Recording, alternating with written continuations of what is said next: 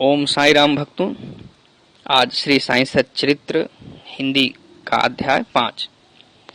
चांद पाटिल की बारात के साथ श्री साईं बाबा का पुनः आगमन, अभिनंदन तथा श्री साईं शब्द से संबोधन, अन्य संतों से भेंट, वेशभूषा व नित्य कार्यक्रम, पादुकाओं की कथा, मोहिद्दीन के साथ कुश्ती, मोहिद्दीन का जीवन परिवर्तन, जल का तेल में रूपांतर, मिथ्या गुरु जौहर अली। जैसा गत अध्याय में कहा गया, मैं अब श्री साईं बाबा के शिरडी से अंतर्ध्यान होने के पश्चात उनका शिरडी में पुनः किस प्रकार आगमन हुआ इसका वर्णन करूंगा। चांद पाटिल की बारात के साथ पुनः आगमन। जिला औरंगाबाद निजाम स्टेट के धूप गांव में चांद पाटिल नामक एक धनवान मुस्लिम रहते थे। जब वे औरंगाबाद को जा रहे थे तो मार्ग में उनकी घोड़ी खो गई। 2 मास तक उन्होंने उसकी खोज में घोर परिश्रम किया, परंतु उसका कहीं पता न चला। अंत में वे निराश होकर उसकी जीन को पीठ पर लटकाए औरंगाबाद को लौट रहे थे।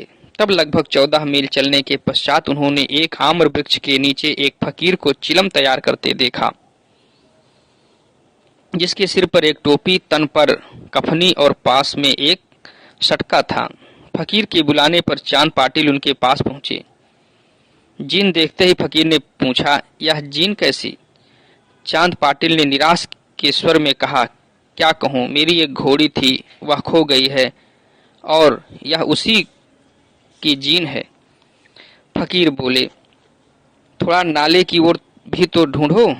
चांद पाटिल नाले के समीप गए तो अपनी घोड़ी को वहां चरते देखकर उन्हें महान आश्चर्य हुआ। उन्होंने सोचा कि फकीर कोई सामान्य व्यक्ति नहीं वरन कोई उच्च कोटि का मानव दिखलाई पड़ता है। घोड़ी को साथ लेकर जब वे फकीर के पास लौटकर आए तब तक चिलम भर कर तैयार हो चुकी थी। केवल 2 वस्तुओं की और आवश्यकता रह गई थी, एक तो चिलम सुलगाने के लिए अग्नि और दूसरा साफी को गीला करने के लिए जल। फकीर ने अपना चिमटा भूमि में घुसेड़ा कर ऊपर खींचा तो उसके साथ ही एक प्रज्वलित अंगारा बाहर निकला और वह अंगारा चिलम पर रखा गया। फिर फकीर ने सटके से ज्यों ही बलपूर्वक जमीन पर प्रहार किया त्यों ही वहां से पानी निकलने लगा और उसने साफी को भिगोकर चिलम को लपेट लिया। इस प्रकार सब प्रबंध कर फकीर ने चिलम पी और तत्पश्चात चांद पाटिल को भी दी। यह सब चमत्कार देखकर चांद पाटिल को बड़ा विस्मय हुआ। चांद पाटिल ने फकीर से अपने घर चलने का आग्रह किया। दूसरे दिन चांद पाटिल के साथ फकीर उनके घर चला गया और वहां कुछ समय तक रहा। पाटिल धूप गांव का अधिकारी था। उसके घर पर अपने साले के लड़के का विवाह होने वाला था और बारात शिरडी को जाने वाली थी। इसीलिए चांद पाटिल शिरडी को प्रस्थान करने का पूर्ण प्रबंध करने लगा। फकीर भी बारात के साथ ही गया। विवाह निर्विघ्न समाप्त हो गया और बारात कुशलता पूर्वक धूप गांव को लौट आई। परंतु वह फकीर शिरडी में ही रुक गया और जीवन पर्यंत वहीं रहा। फकीर को साईं नाम कैसे प्राप्त हुआ? जब बारात शिरडी में पहुंची तो खंडोबा के मंदिर के समीप महाल सापत के खेत में एक वृक्ष के नीचे ठहराई गई। खंडोबा के मंदिर के सामने ही सब बैलगाड़ियां खोल दी गईं और बारात के सब लोग एक एक करके नीचे उतरने लगे। तरुण फकीर की उतरते देख महाल सापत ने आओ साईं कहकर उनका अभिनंदन किया तथा अन्य उपस्थित लोगों ने भी साईं शब्द से ही संबोधन कर उनका आदर किया। इसके पश्चात वे साईं नाम से ही प्रसिद्ध हो गए। अन्य संतों से संपर्क। शिरडी आने पर श्री साईं बाबा मस्जिद में निवास करने लगे। बाबा के शिरडी में आने के पूर्व देवी दास नाम के एक संत अनेक वर्षों से वहां रहते थे। बाबा को वे बहुत प्रिय थे। वे उनके साथ कभी हनुमान मंदिर में और कभी चावड़ी में रहते थे। कुछ समय के पश्चात जानकी दास नाम के एक संत का भी शिरडी में आगमन हुआ। अब बाबा जानकी दास से वार्तालाप करने में अपना बहुत सा समय व्यतीत करने लगे। जानकी दास भी कभी कभी बाबा के स्थान पर चले जाया करते थे और पूर्णतांबे के श्री गंगागीर नामक एक परिवार वैश्य संत भी बहुधा बाबा के पास आया जाया करते थे। जब प्रथम बार उन्होंने श्री साईं बाबा को बगीचा सींचने के लिए पानी ढोते देखा तो उन्हें बड़ा अचंभा हुआ। वे स्पष्ट शब्दों में कहने लगे कि शिरडी परम भाग्यशालिनी है, जहाँ एक अमूल्य हीरा है। जिन्हें तुम इस प्रकार परिश्रम करते हुए देख रहे हो वे कोई सामान्य पुरुष नहीं हैं, अपितु यह भूमि बहुत भाग्यशालिनी तथा महान पुण्य भूमि है। इसी प्रकार इसे यह रत्न प्राप्त हुआ है। इसी प्रकार श्री अक्कलकोट महाराज के एक प्रसिद्ध शिष्य संत आनंदनाथ, जो कुछ शिरडी निवासियों के साथ शिरडी पधारे, उन्होंने भी स्पष्ट कहा है कि यद्यपि बाह्य दृष्टि से ये साधारण व्यक्ति जैसे प्रतीत होते हैं, परंतु ये सचमुच असाधारण व्यक्ति हैं। इसका तुम लोगों को भविष्य में अनुभव होगा। ऐसा कहकर वे येवला को लौट गए। यह उस समय की बात है जब शिरडी बहुत ही साधारण सा गांव था और साईं बाबा छोटी उम्र के थे। बाबा का रहन सहन व नित्य कार्यक्रम। तरुण अवस्था में श्री बाबा ने अपने केस कभी भी नहीं कटाए और वे सदैव एक पहलवान की तरह रहते थे। जब वे राहाता जाते, जो कि शिरडी से 3 मील दूर है, तो वहां से वे गेंदा, जाई और जूही के पौधे मोल ले आया करते थे। वे उन्हें स्वच्छ करके उत्तम भूमि देखकर लगा देते और स्वयं सींचते थे। वामन तात्या नाम के एक भक्त इन्हें नित्य प्रति 2 मिट्टी के घड़े दिया करते थे। इन घड़ों द्वारा बाबा स्वयं ही पौधों में पानी डाला करते थे। वे स्वयं कुएं से पानी खींचते और संध्या समय घड़ों को नीम वृक्ष के नीचे रख देते थे। जैसे ही घड़े वहां रखते वैसे ही वे फूट जाया करते थे, क्योंकि वे बिना तपाए और कच्ची मिट्टी के बने रहते थे। दूसरे दिन तात्या उन्हें फिर 2 नए घड़े दे दिया करते थे। यह क्रम 3 वर्षों तक चला और श्री साईं बाबा के कठोर परिश्रम तथा प्रयत्न से वहां फूलों की एक सुंदर फुलवारी बन गई। आजकल इसी स्थान पर बाबा के समाधि मंदिर की भव्य इमारत शोभायमान है, जहां सहस्त्रों भक्त आते जाते रहते हैं। नीम वृक्ष के नीचे पादुकाओं की कथा। श्री अक्कलकोट महाराज के एक भक्त, जिनका नाम भाई कृष्ण जी अलीबागकर था, उनके चित्र का नित्य प्रति पूजन किया करते थे। एक समय उन्होंने अक्कलकोट सोलापुर जिला जाकर महाराज की पादुकाओं का दर्शन एवं पूजन करने का निश्चय किया, परंतु प्रस्थान करने के पूर्व अक्कलकोट महाराज ने स्वप्न में दर्शन देकर उनसे कहा कि आजकल शिरडी ही मेरा विश्राम स्थल है और तुम वहीं जाकर मेरा पूजन करो। इसलिए भाई ने अपने कार्यक्रम में परिवर्तन कर शिरडी आकर श्री साईं की पूजा की। वे आनंद पूर्वक शिरडी में 6 मास रहे और इस स्वप्न की स्मृति स्वरूप उन्होंने पादुकाएं बनवाई। शक संवत 1834 में श्रावण में शुभ दिन देखकर नीम वृक्ष के नीचे वे पादुकाएं स्थापित कर दी। दादा केलकर तथा उपासनी महाराज ने यथा विधि स्थापना उत्सव संपन्न किया। एक दीक्षित ब्राह्मण पूजन के लिए नियुक्त कर दिया गया और प्रबंध का कार्य एक भक्त सगुण मेरू नायक को सौंपा गया। कथा का पूर्ण विवरण। ठाणे के सेवानिवृत्त मामलतदार श्री वी देव जी, जो श्री साईं बाबा के एक परम भक्त थे, उन्होंने सगुण मेरू नायक और गोविंद कमलाकर दीक्षित से इस विषय में पूछताछ की। पादुकाओं का पूर्ण विवरण श्री साईं लीला भाग 11 संख्या 1 पृष्ठ 25 में प्रकाशित हुआ है, जो निम्नलिखित शक संवत 1834 सन 1912 में बंबई के एक भक्त डॉक्टर रामराव कोठारे बाबा के दर्शनार्थ शिरडी आए। उनका कंपाउंडर और उनके एक मित्र भाई कृष्ण जी अलीबागकर भी उनके साथ में थे। कंपाउंडर और भाई की सगुण मेरू नायक तथा जी के दीक्षित से घनिष्ठ दोस्ती हो गई।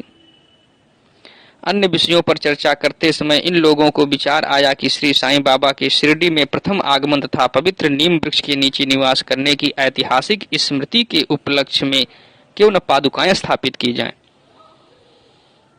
जब पादुकाओं के निर्माण पर विचार विमर्श होने लगा, तब भाई के मित्र कंपाउंडर ने कहा कि यदि यह बात मेरे स्वामी कोठारे को विदित हो जाए तो वे इस कार्य के निमित्त अति सुंदर पादुकाएं बनवा देंगे। यह प्रस्ताव सबको मान्य हुआ और डॉक्टर कोठारे को इसकी सूचना दी गई। उन्होंने शिरडी आकर पादुकाओं की रूपरेखा बनाई तथा इस विषय में उपासनी महाराज से भी खंडोबा के मंदिर में भेंट की। उपासनी महाराज ने उसमें बहुत से सुधार किए और कमल फूलादि खींच दिए तथा नीचे लिखा श्लोक भी रचा, जो नीम वृक्ष के महात्मा व बाबा की योग शक्ति का द्योतक था, जो इस प्रकार है। सदा निम्ब वृक्षस्य मूलाधिवासात् सुधास्त्राविणं तिक्तमप्यप्रियं तं तरुं कल्पवृक्षाधिकं साध्ययन्तं नमामीश्वरं सद्गुरुं साईनाथम। अर्थात मैं भगवान साईनाथ को नमन करता हूँ, जिनका सानिध्य पाकर नीम वृक्ष कटु तथा अप्रिय होते हुए भी अमृत वर्षा करता था। इस वृक्ष का रस अमृत कहलाता है। इसमें अनेक व्याधियों से मुक्ति देने के गुण होने के कारण इसे कल्प वृक्ष से भी श्रेष्ठ कहा गया है। उपासनी महाराज का विचार सर्वमान्य हुआ और कार्य रूप से में भी परिणित हुआ। पादुकाएं बंबई में तैयार कराई गई और कंपाउंडर के हाथों शिरडी भेज दी गईं। बाबा की आज्ञा अनुसार इसकी स्थापना श्रावण की पूर्णिमा के दिन की गई। इस दिन प्रातःकाल 11 बजे जी के दीक्षित उन्हें अपने मस्तक पर धारण कर खंडोबा के मंदिर से समारोह और धूमधाम के साथ द्वारका माई में लाए। बाबा ने पादुकाएं स्पर्श कर कहा कि ये भगवान के श्री चरण हैं, इनकी नीम वृक्ष के नीचे स्थापना कर दो। इसके एक दिन पूर्व ही बंबई के एक पारसी भक्त पास्ता सेठ ने 25 रुपयों का मनी ऑर्डर भेजा। बाबा ने ये रुपए पादुकाओं की स्थापना के निमित्त दे दिए। स्थापना में कुल 100 रुपए हुए, जिनमें 75 रुपए चंदे द्वारा एकत्रित हुए। प्रथम 5 वर्षों तक डॉक्टर कोठारे दीपक के निमित्त 2 रुपए मासिक भेजते रहे। उन्होंने पादुकाओं के चारों ओर लगाने के लिए लोहे की छड़ें भी भेजी। स्टेशन से छड़ें ढोने और छप्पर बनाने का खर्च 7 रुपए 8 आने सगुण मेरू नायक ने दिए। आजकल जरबाड़ी नाना पुजारी पूजन करते हैं और सगुण मेरू नायक नैवेद्य अर्पण करते तथा संध्या को दीपक जलाते हैं। भाई कृष्ण जी अपने अक्कलकोट महाराज के शिष्य थे। अक्कलकोट जाते हुए वे शक संवत 1834 में पादुका स्थापन के शुभ अवसर पर शिरडी आए और दर्शन करने के पश्चात जब उन्होंने बाबा से अक्कलकोट प्रस्थान करने की आज्ञा मांगी, तब बाबा कहने लगे, अरे अक्कलकोट में क्या है, तुम वहां व्यर्थ क्यों जाते हो? वहां के महाराज तो यही मैं स्वयं हैं। यह सुनकर भाई ने अक्कलकोट जाने का विचार त्याग दिया। पादुकाएं स्थापित होने के पश्चात वे बहुधा शिरडी आया करते थे। श्री बी देव ने अंत में ऐसा लिखा है कि इन सब बातों का विवरण हेमाड पंत को विदित नहीं था, अन्यथा वे श्री साईं सच्चरित्र में लिखना कभी नहीं भूलते। मोहिद्दीन तांबोली के साथ कुश्ती और जीवन परिवर्तन। शिरडी में एक पहलवान था जिसका नाम मोहिद्दीन तांबोली था। बाबा का उससे किसी विषय पर मतभेद हो गया। फलस्वरूप दोनों में कुश्ती हुई और बाबा हार गए। इसके पश्चात बाबा ने अपनी पोशाक और रहन सहन में परिवर्तन कर दिया। वे कफनी पहनते, लंगोट बांधते और एक कपड़े के टुकड़े से सिर ढकते थे। वे आसन तथा शयन के लिए एक टाट का टुकड़ा काम में लाते थे। इस प्रकार फटे पुराने चिथड़े पहनकर वे बहुत संतुष्ट प्रतीत होते थे। वे सदैव यही कहा करते थे कि गरीबी अव्वल बादशाही, अमीरी से लाख सवाई। गरीबों का अल्लाह भाई गंगागीर को भी कुश्ती से बड़ा अनुराग था। एक समय जब वह कुश्ती लड़ रहा था, तब इसी प्रकार उसको भी त्याग की भावना जागृत हो गई। इसी उपयुक्त अवसर पर उसे देववाणी सुनाई दी, भगवान के साथ खेल में अपना शरीर लगा देना चाहिए। इस कारण वह संसार छोड़ आत्म अनुभूति की ओर झुक गया। पूर्णतांबे के समीप एक मठ स्थापित कर वह अपने शिष्यों सहित वहां रहने लगा। श्री साईं बाबा लोगों से न मिलते और न ही वार्तालाप करते थे। जब कोई उनसे प्रश्न करता तो वे केवल उतना ही उत्तर देते थे। दिन के समय वे नीम वृक्ष के नीचे विराजमान रहते थे। कभी कभी वे गांव की मेड़ पर नाले के किनारे एक बबूल वृक्ष की छाया में भी बैठे रहते थे और संध्या को अपनी इच्छानुसार कहीं भी वायु सेवन को निकल जाया करते थे।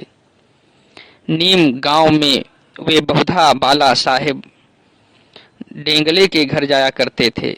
बाबा श्री बाला साहेब को बहुत प्यार करते थे। उनके छोटे भाई, जिसका नाम नाना साहेब था, के द्वितीय विवाह करने पर भी उनको कोई संतान न थी। बाला साहेब ने नाना साहेब को श्री साईं बाबा के दर्शनार्थ शिरडी भेजा। कुछ समय पश्चात उनकी श्री कृपा से नाना साहेब के यहाँ एक पुत्र रत्न हुआ। इसी समय से बाबा के दर्शनार्थ लोगों का अधिक संख्या में आना प्रारंभ हो गया तथा उनकी कीर्ति भी दूर दूर तक फैलने लगी। अहमदनगर में भी उनकी अधिक प्रसिद्धि हो गई। तभी से नाना साहेब चांदोरकर, केशव चिदंबर तथा अन्य कई भक्तों का शिरडी में आगमन होने लगा। बाबा दिन भर अपने भक्तों से घिरे रहते और रात्रि में जीर्ण शीर्ण मस्जिद में शयन करते थे। इस समय बाबा के पास कुल सामग्री चिलम, तंबाकू, एक टमरेल, एक लंबी कफनी, सिर के चारों ओर लपेटने का कपड़ा और एक सटका था, जिसे वे सदा अपने पास रखते थे। सिर पर सफेद कपड़े का एक टुकड़ा वे सदा इस प्रकार बांधते थे कि उसका एक छोर बाएं कान पर से पीठ पर गिरता हुआ ऐसा प्रतीत होता था मानो बालों का जूड़ा हो। हफ्तों तक वे इन्हें स्वच्छ नहीं करते थे। पैर में कोई जूता या चप्पल भी नहीं पहनते थे। केवल एक टाट का टुकड़ा ही अधिकांश दिन में उनके आसन का काम देता था। वे एक कौपीन धारण करते और सर्दी से बचने के लिए दक्षिण मुख ही धूनी से तपते थे। वे धूनी में लकड़ी के टुकड़े डाला करते थे तथा अपना अहम, इच्छाओं और समस्त विषय आसक्तियों को उसमें आहुति दिया करते थे। वे अल्लाह मालिक का सदा उच्चारण किया करते थे। जिस मस्जिद में वे पधारे थे उसमें केवल 2 कमरे के बराबर लंबी जगह थी और यहीं सब भक्त उनके दर्शन करते थे।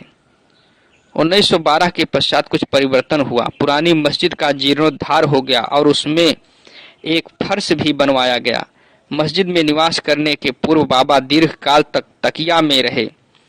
वे पैरों में घुंघरू बांधकर प्रेम विह्वल होकर सुंदर नृत्य व गायन भी करते थे।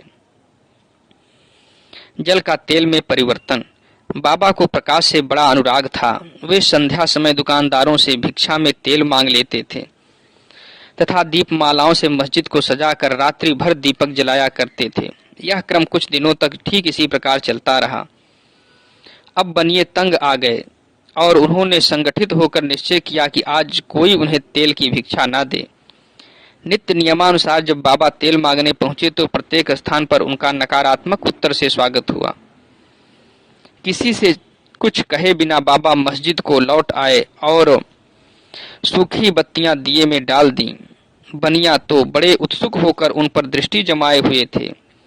बाबा ने टमरेल उठाया जिसमें बिल्कुल थोड़ा सा तेल था। उन्होंने उसमें पानी मिलाया और वह तेल मिश्रित जल वे पी गए। उन्होंने उसे पुनः 3 पाट में उगल दिया और वही तेलिया पानी दियों में डालकर उन्हें जला दिया। उत्सुक बनियों ने जब दीपकों को पूर्ववत रात्रि भर जलते देखा तब उन्हें अपने किए पर बड़ा दुख हुआ और उन्होंने बाबा से क्षमा याचना की। बाबा ने उन्हें क्षमा कर भविष्य में सत्य व्यवहार रखने के लिए सावधान किया। मिथ्या गुरु जौहर अली। उपर्युक्त वर्णित कुश्ती के 5 वर्ष पश्चात जौहर अली नाम के एक फकीर अपने शिष्यों के साथ रहाता आए। वे वीरभद्र मंदिर के समीप एक मकान में रहने लगे। फकीर विद्वान था। कुरान की आयतें उसे कंठस्थ थीं। उसका कंठ मधुर था। गांव के बहुत से धार्मिक और श्रद्धालु जन उसके पास आने लगे और उसका यथा योग्य आदर होने लगा। लोगों से आर्थिक सहायता प्राप्त कर उसने वीरभद्र मंदिर के पास एक ईदगाह बनाने का निश्चय किया। इस विषय को लेकर कुछ झगड़ा हो गया, जिसके फलस्वरूप जौहर अली रहाता छोड़ शिरडी आया और बाबा के साथ मस्जिद में निवास करने लगा। उसने अपनी मधुर वाणी से लोगों के मन को जीत लिया। वह बाबा को भी अपना एक शिष्य बताने लगा।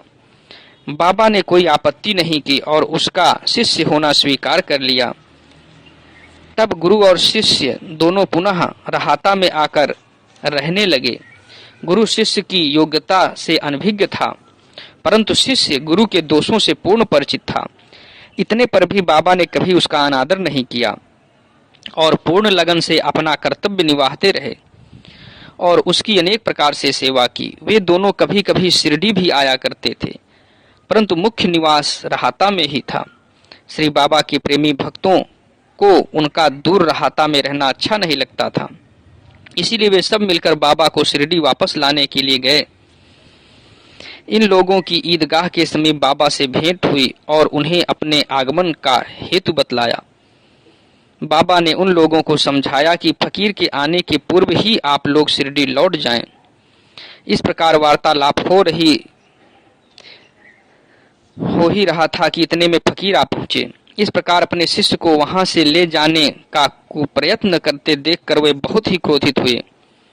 कुछ वाद विवाद के पश्चात स्थिति में परिवर्तन हो गया और अंत में यह निर्णय हुआ कि फकीर व शिष्य दोनों ही शिरडी में निवास करें और इसलिए वे शिरडी में आकर रहने लगे। कुछ दिनों के बाद देवी दास ने गुरु की परीक्षा की और उसमें कुछ कमी पाई। चांद पाटिल की बारात के साथ जब बाबा शिरडी में आए थे, उससे 12 वर्ष पूर्व देवी दास लगभग 10 या 11 वर्ष की अवस्था में शिरडी आए थे और हनुमान मंदिर में रहते थे।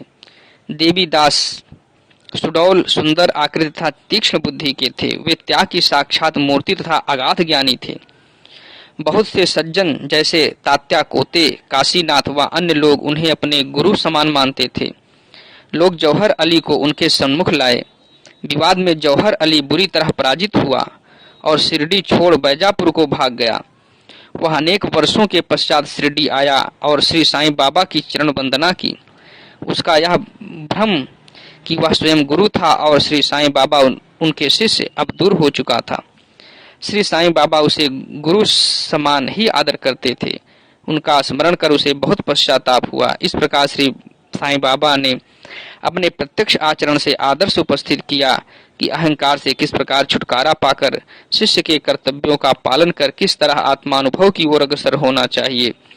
ऊपर वर्णित कथा महाल स्थापित के कथानुसार है। अगले अध्याय में रामनवमी का त्योहार, मस्जिद की पूर्व हालत एवं पश्चात उसके जीर्णोद्धार इत्यादि का वर्णन होगा। श्री सद्गुरु साईनाथ अर्पणमस्तु। शुभम भवतु। बोलिए सच्चिदानंद सद्गुरु साईनाथ महाराज की जय। सभी भगवत प्रेमी भक्तों को वीडियो देखने के लिए धन्यवाद। आपका दिन शुभ हो।